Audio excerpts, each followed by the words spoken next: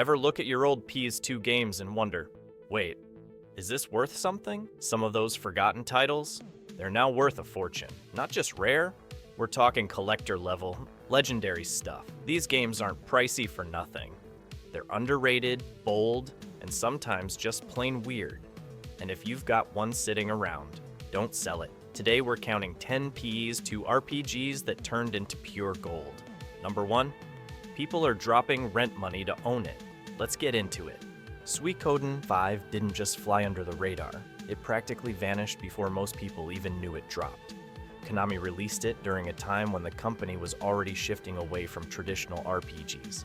And honestly, they barely marketed the thing. But here's the deal. This game is a gem.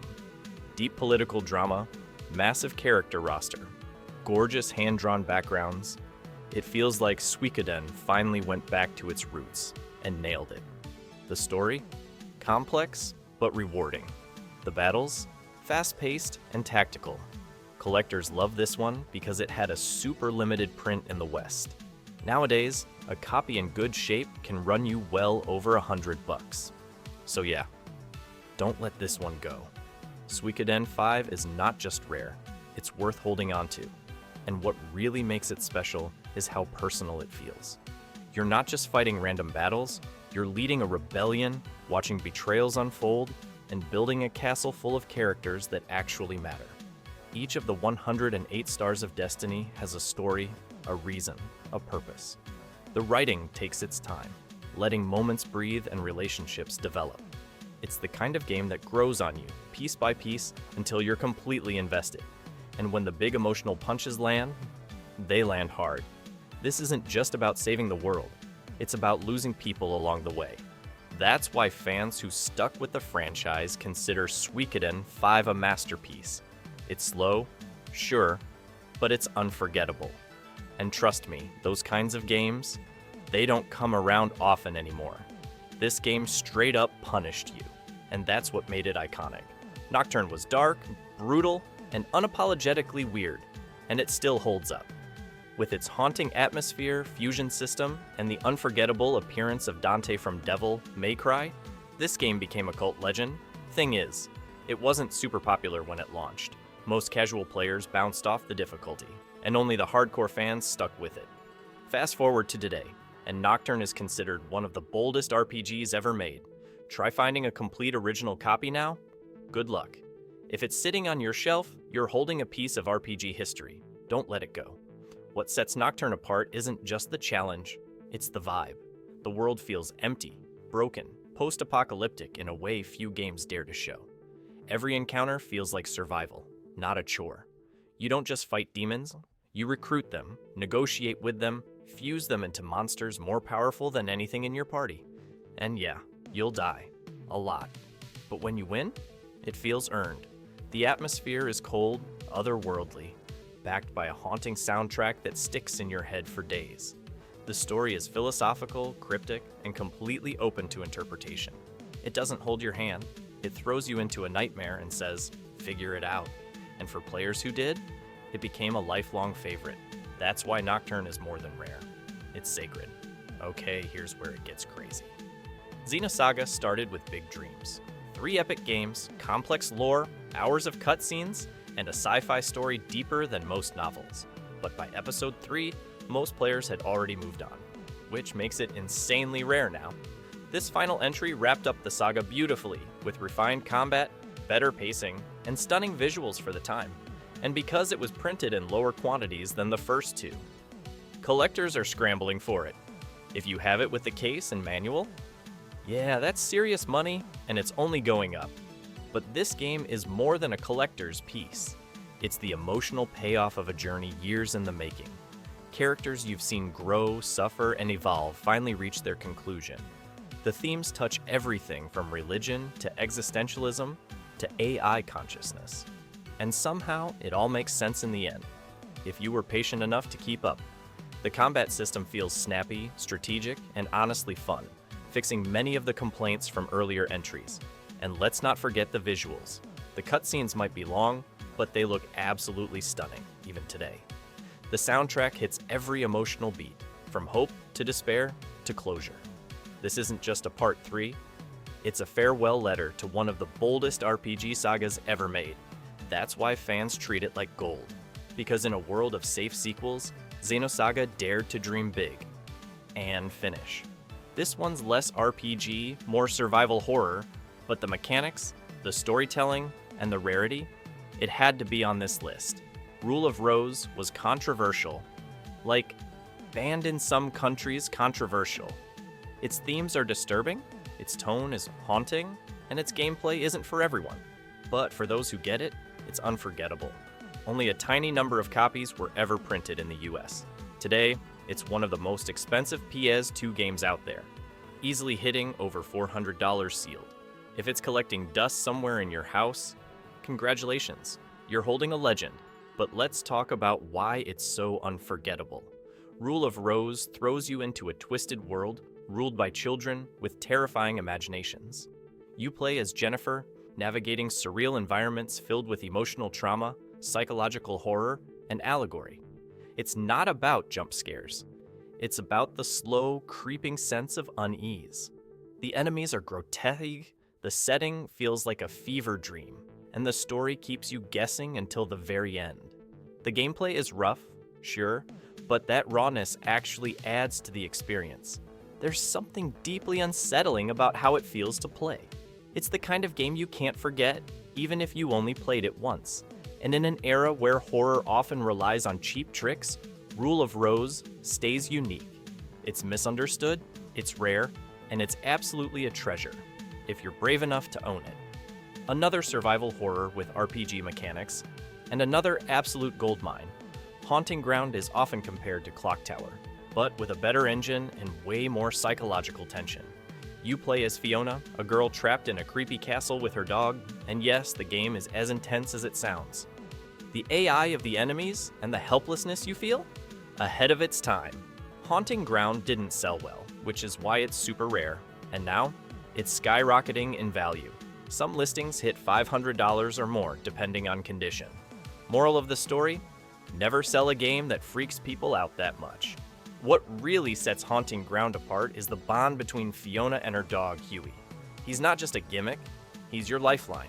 You need to train him, command him, and trust him to protect you when you're too terrified to move. And that trust? It doesn't come instantly. You build it, moment by moment. The enemies in this game aren't just monsters. They're obsessively human, stalking you in ways that feel way too real. Every chase, every scream, every hiding spot feels like a gamble. And the visuals? Gorgeous and grotesque at the same time. The lighting, the gothic architecture, the strange enemies. It all feels like a twisted dream you can't wake up from. Haunting Ground didn't play it safe, and that's why it stands out. If it's sitting in your collection, seriously, never let it go. Persona exploded with Persona 5. But back in the PS2 days, only real fans knew what this series was about. Persona 3 Fees introduced a darker tone, calendar-based gameplay, social links, and a wild story about life, death, and time. The music? Iconic. The characters? Legendary. And while it's more common than others on this list, sealed or mint copies are still going up in value every year. And honestly, even if it wasn't worth money, it's just one of those games you never want to part with. A must-keep for any RPG fan.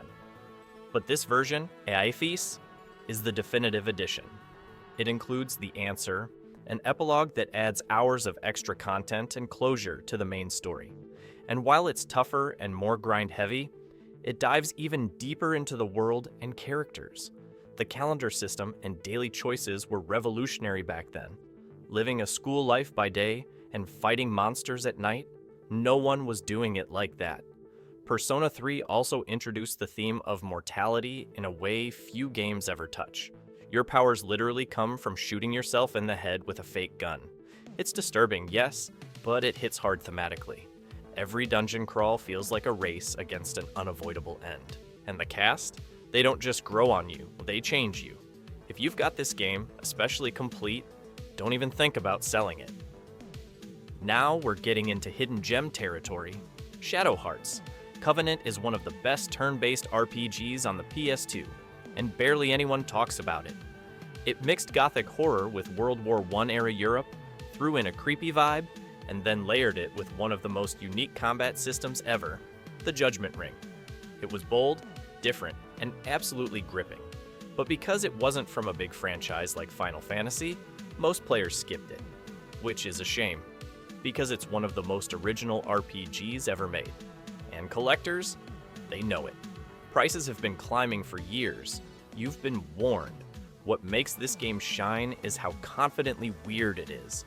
The world feels grounded in real history, but warped through a dark, supernatural lens. You'll meet exorcists, vampire wrestlers, cursed villagers. It's wild, and it works. The humor is sharp, the tone is moody, and the emotional moments hit like a truck. And that Judgment Ring system, it makes every attack feel like a mini rhythm game. You don't just select an action and wait, you engage.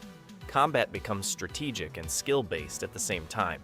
Even the bosses are memorable, grotesque, stylish, and weirdly elegant. The voice acting holds up surprisingly well, and the soundtrack is pure atmosphere. Shadow Hearts, Covenant isn't just rare. It's one of those, how did we miss this? Moments in gaming history. This one's for the real RPG nerds. Growlanzer. Heritage of War came in a special edition box with extras like an art book, keychain, and soundtrack.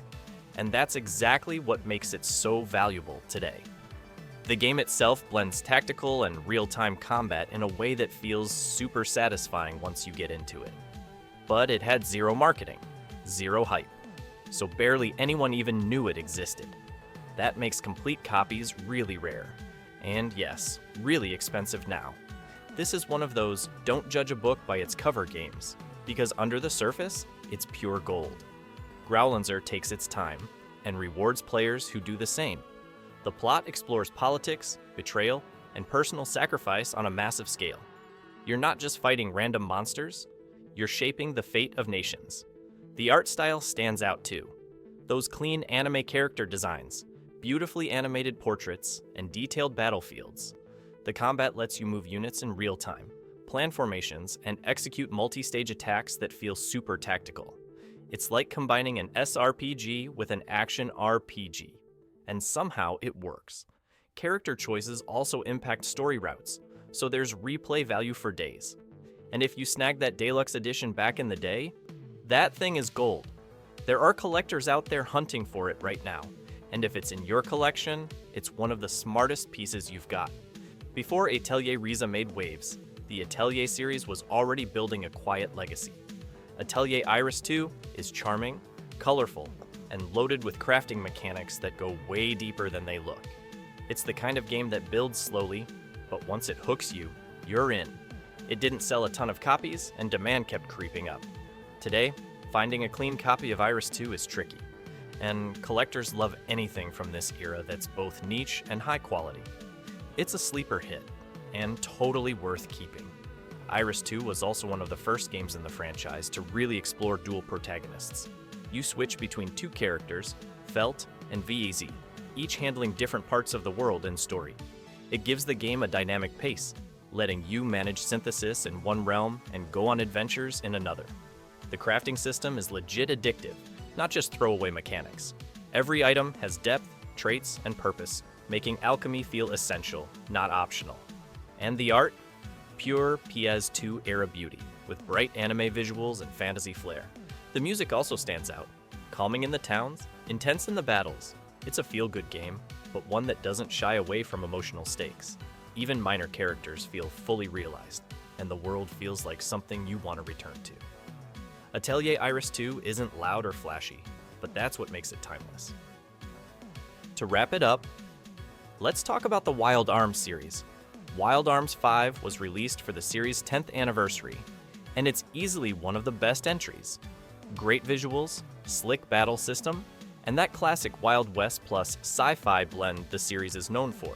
But once again, barely anyone bought it. Why? Because by that time, most gamers had moved on to newer consoles, which means it had a super low print. Today, a complete copy with the anniversary extras is a hot item. If you've got it, don't sell. Play it, love it, keep it forever. Wild Arms 5 is packed with soul. from the characters to the soundtrack, to the desolate beauty of its world. The hex-based battle system is a standout, adding a fresh layer of strategy that most RPGs still don't touch. Each enemy encounter feels like a puzzle, and your position on the field matters as much as your level. The dialogue is surprisingly sharp, and the cast has real chemistry. It's also one of the few RPGs that nails the hope in a dying world theme without going full edgelord. Visually, it's one of the best-looking RPGs late in the PS2 cycle. Colorful, smooth, full of life. And let's not forget the intro cutscene. Pure anime hype. The game honors its roots while still trying new things, and for fans of the genre, it's a love letter to adventure. And that special edition box set, worth hundreds today. Wild Arms 5 is more than a collector's item. It's one of the last great JRPGs of its kind. ESS. And hey, if you've got any of these games hiding in your closet or stacked somewhere on a dusty shelf, go check. Seriously. Because whether it's for the price, the memories, or just the pure quality, these RPGs are way more than old discs. They're part of gaming history, and in a world full of remakes and reboots, sometimes the real treasure is just the original. So tell me, which one of these do you own? Which one did you play growing up? And which one are you dying to get your hands on today? Drop a comment and let me know. I read every single one. And if you had fun with this video, or maybe just learned something new, hit that like button and help this list reach more people. There's someone out there right now selling Wild Arms 5 for peanuts, and they need to see this before it's too late. And hey, if you're not subscribed yet, don't leave me like a forgotten gem in a bargain bin. Hit that sub button and stick around, because we've got plenty more hidden treasures coming your way. See you in the next one.